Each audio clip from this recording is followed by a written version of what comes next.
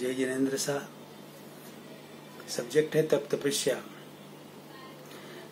मेरी last year यहाँ पर नंदनवन में मुंबई में चातुर्मास में गुरुदेव से बातचीत हो रही थी, उसी पर मैं चल रहा हूँ। गुरुदेव को मैंने अनुरोध किया, गुरुदेव कि ये जो अभी बाहरी तप तपस्या हो रही है उसे थोड़ा कम करवाकर अंतर तप की ओर ज्यादा हमें प्रेरणा देनी चाहिए गुरुदेव।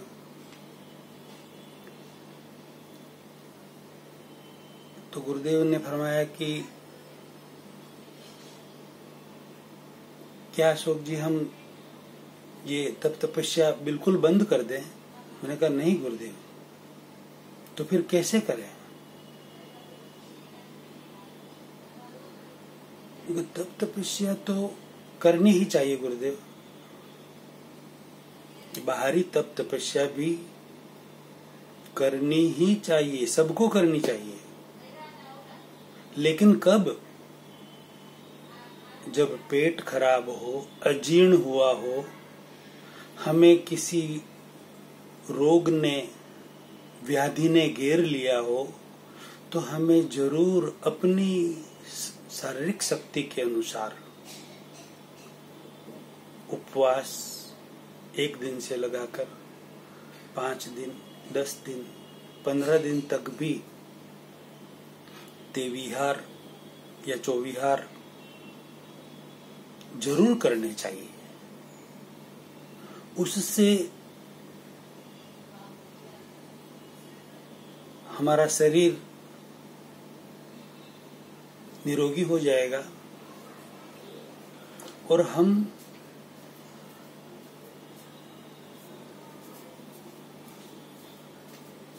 रियल तप और तपस्या अच्छी तरह से कर पाएंगे, समता रख पाएंगे, समभाव रख पाएंगे।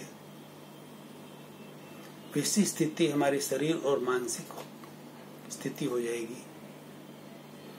तो तपस्या तो करनी ही चाहिए, मगर सोच समझकर करनी चाहिए। बाकी तपस्या नए सिरे से खड़ी नहीं करनी चाहिए।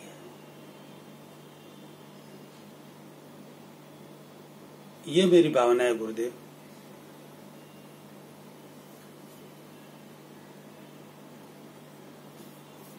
तो गुरुदेव ने एक बात और बताई कि अशोक जी आप बोल रहे हो कि तप तपस्या 4 दीवारी के भीतर ही हो, पारणा भी भीतर ही हो, तो क्या हम दीक्षा भी 4 दीवारी के भीतर ही दे दें? मैंने कहा नहीं गुरुदेव, दीक्षा तो जाहिर में देनी चाहिए। कि जाहिर में देंगे, गुरुदेव ने फरमाया, आचार्य श्री महाश्रमण जी ने, कि अशोक जी जाहिर में दीक्षा देंगे तो दीक्षार्थी का मान नहीं बढ़ेगा क्या? मैंने कहा बिल्कुल बढ़ेगा गुरुदेव, मान तो बढ़ेगा ही। तो फिर उनका मान बढ़ेगा तो वो पश्चाताप कैसे करेंगे? मैंने कहा गुरुदेव यदि उन्हें पता होगा कि मेरा ये मान बढ़ गया है तो वो खुद कर लेंगे, और यदि उन्हें पता नहीं है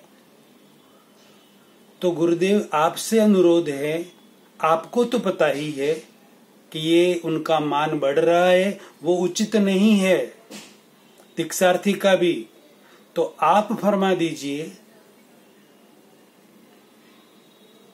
कि भाई या बहन आपका ये मान बढ़ गया है, इसका प्रायश्चित ले लीजिए।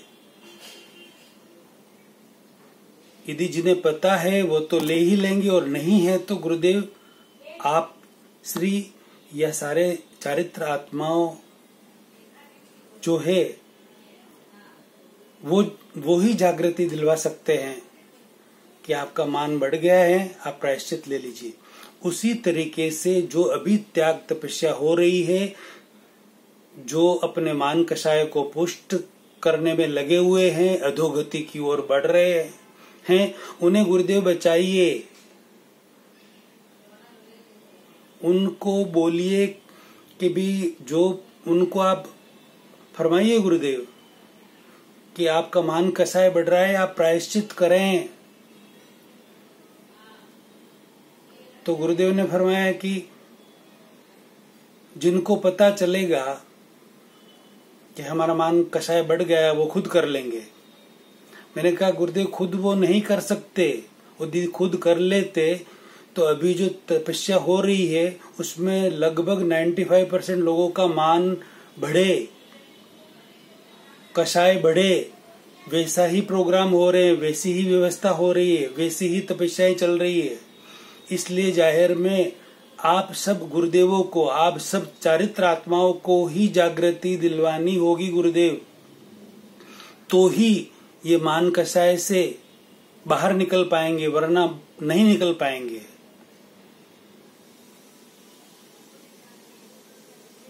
तो गुरुदेव कृपा करें, रियलिटी बताएं, मान कषाय बढ़े नहीं, रियल तप हो, मान कषाय कम हो, वैसी आप अपने मुखारविंद से प्रवचन में फरमाने की कृपा कराएं। और सब साधु संतों से भी आप ही फरमाए कि इस तरीके से प्रेरणा दी जाए ताकि लोगों के मान कषाय कम हो और मोक्ष की ओर आगे बढ़े। जय जिनेन्द्र साहब, आपको वीडियो अच्छा लगा हो तो अपने सारे ग्रुप में शेयर करें। वीडियो कैसा लगा प्रतिक्रिया जरूर देवे। अगला प्रवचन अगले वीडियो में।